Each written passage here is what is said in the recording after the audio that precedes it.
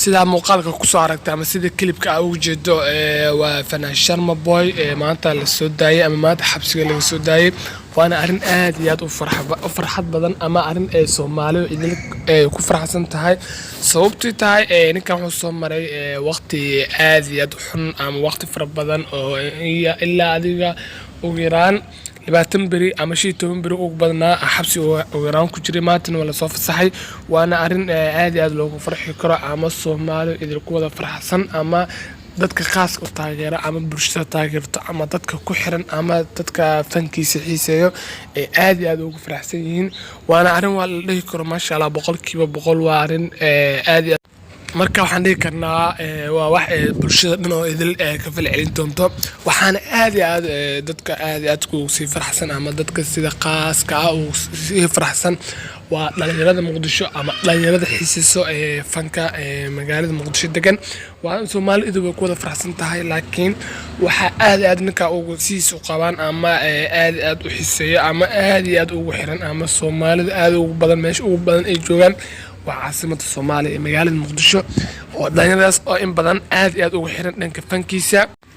مركانا وامر أو كسود دايما تان أما الساكة وقت حاضر كان جستنا عد كان دوبايو السوداي وانا مرك شاء الله عندي كنا بقول كيف بقول وحنا سودوينت لو سمي دونا اما دي سودوينت سمي دونا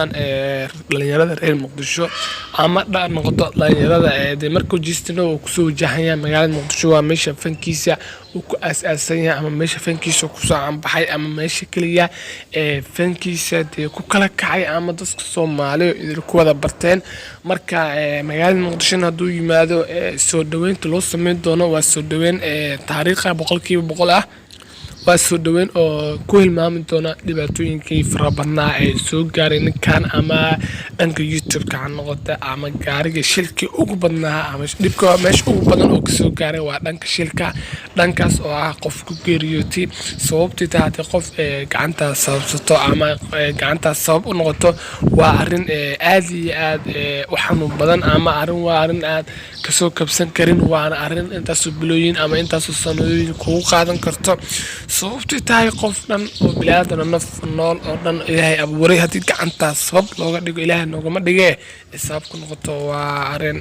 aad iyo aad u xanuun badan 100% waxaan dareemi karo arimahaas oo kala qofkii markaas wax soo sababsan ama qofkii sabab looga dhigay ama hore waxyaabo amal taariikhda amal soo maray ayaa dareemi karo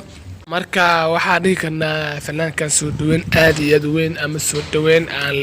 weligeed oo hilmaami doon ayaa loo sameyn doona magaalada Muqdisho saacadaha soo aadan ama waqtiyada ugu soo aadan ama maalmaha soo aadan wuxuu ku soo wajahayaa dhanka Muqdisho ayuu ku soo wajahayaa marka kuma santin daawasho muuqaalkan leeyahay anigu cusubtaan subscribe saaro si muuqaal walba soo gelina aad ula socoto ama qofka ugu horeeya aad noqoto muuqaalkan kamid noqo kumanaaka kuna ugu xiran next video waxaan ku leeyahay bye bye